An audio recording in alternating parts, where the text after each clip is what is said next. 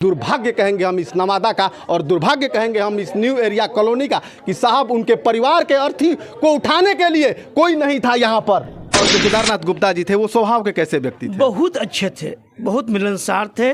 जब भी जाते थे तो कहते थे मुन्ना जी कहाँ जा रहे हैं। कभी इस बात की जिक्र नहीं किया कि हम कर्जदारों के बोझ तले हम मतलब दबे हुए हैं? मैं डरने वाले में से नहीं हूँ।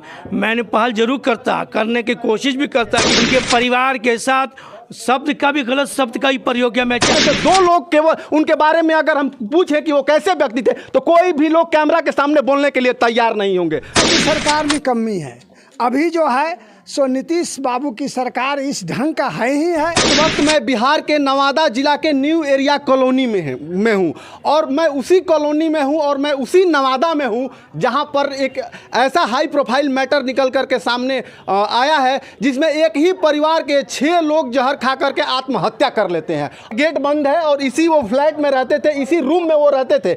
लेकिन दुर्भाग्य कहेंगे हम इस नवादा का और दुर्भाग्य कहेंगे हम इस न्यू एरिया कॉलोनी का कि साहब उनके परिवार के अर्थी को उठाने के लिए कोई नहीं था यहाँ पर। ये दुर्भाग्य हम बिहार का कहें या ये दुर्भाग्य हम इस नवादा का कहें या ये दुर्भाग्य हम इन लोगों का कहें जो लोग यहाँ पर खड़े हैं, हम किसका दुर्भाग्य कहें। और इस सिलसिले में हमारे साथ कुछ यहाँ के ग्रामीण हैं और यहाँ के जो नज़दीकी लोग हैं, इनसे हम जानने का प्रयास करते हैं वो आखिर वो सुसाइड क्यों किए, इसकी वजह क्या है, क्या वो कर्जदारों की वजह से सुसाइड किए या फिर कोई अन्य मैटर था। और जो केदारनाथ गुप्ता जी थे वो स्वभाव के कैसे व्यक्ति थे? बहुत अच्छे थे, बहुत मिलनसार थे। जब भी जाते थे तो कहते थे मुन्ना जी कहाँ जा रहे हैं। वो हमको पहचानते थे, प्रणाम पतित करते थे और बैठते थे, क्या हाल चाल है, कैसे क्या पूछते थे बेचारे। लेकिन अपने दिल की बात कभी नहीं बेचारे बताए और ना बताना। हमने पूछा कि आप ठीक है ना, बोले कहते हम ठीक है। क्या लेकिन कभी इस बात की जिक्र नहीं किया कि हम कर्जदारों के बोझ तले हम मतलब दबे हुए हैं? नहीं, अगर बोलते हैं तो मैं उस पर जरूर पहल करता। मैं डरने वाले में से नहीं हूँ। मैंने पहल जरूर करने की कोशिश भी करता कि कर्जदारों से मिलता भी कि उन्हें कुछ किया जाए, उनको कम किया जाए, उन पर ज़्यादा दबाव नहीं डाला जाए।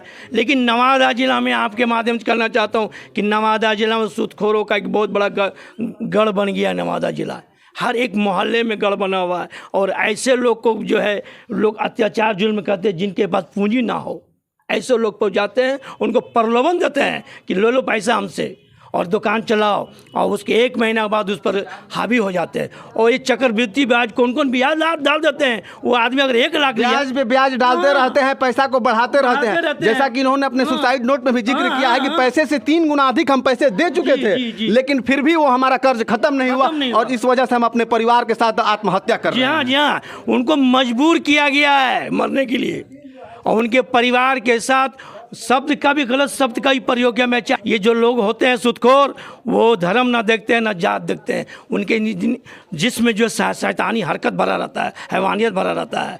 तो ये मैं अपने एसपी साहब से मांग कर रहा हूँ कि आप इन सबों को अरेस्ट कीजिए। अरेस्ट नहीं, उनको फांसी दीजिए, फांसी, ताकि नवादा में तीसरा कारोबार नहीं पैदा हो जिस तरह बालू माफिया, शराब माफिया पैदा हो। इस तरह ये भी नहीं पनपे।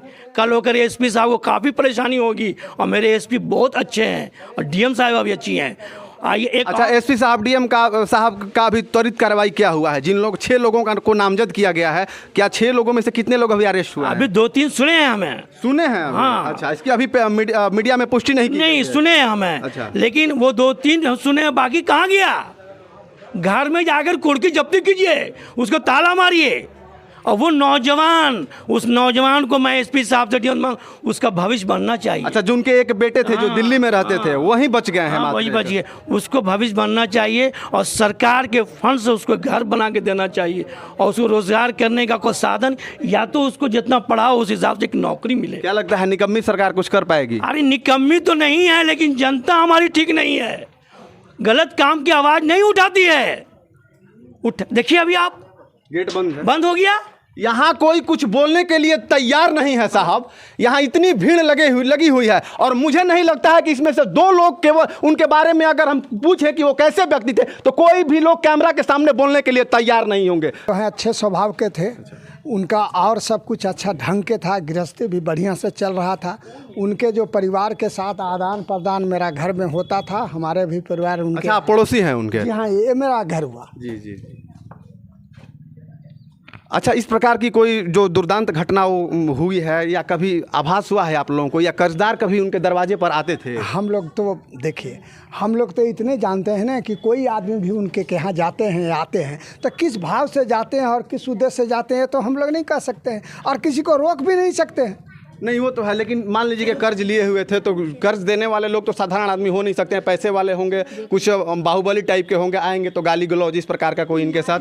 इस तरह के हम लोग कभी नहीं देखे, और यदि किए भी होंगे तो अंदर में किए होंगे तो हम लोग को क्या जानकारी ये है? तो बात है, ये तो बात सही है कि किए होंगे तो अंदर में किए होंगे, जिस वजह से कोई ना कोई तो बात रही होगी जिस वजह से उन्होंने इतनी बड़ी घटना को अंजाम दे दिया। तो उस पर हम लोग क्या कह सकते हैं कि फलना आदमी है, चिल्ला आदमी है, या दूसरे के या तीसरे का बात तो हम लोग नहीं कर सकते हैं। अब रहा कि यहाँ की सरकार निकम्मी है, अभी जो है सो नीतीश बाबू की सरकार इस ढंग का है ही है कि जो है सो ये जो मिला जुला के सरकार सब पार्टी को चला रहे हैं, यह जो निकम्मी सरकार है। कैसे अच्छा आदमी था बाबू, गलत नहीं था, गलत नहीं था, लेकिन पता नहीं कैसे सूदखोरों के चंगुल में वो फंस करेगा। गया। इंसान को जगह नहीं है, समझे? नहीं, इंसान को जगह कोई नहीं साथ देता है, एक बात मानने पड़ेगा। इंसान का जगह नहीं है, जितना हेमान के जगह है। चोर बेमान लुच्चा लवाड़ के टोपी वाला को, रुपया वाला को सब पहचानता है, गरीबों को कोई नहीं पहचान है, समझे?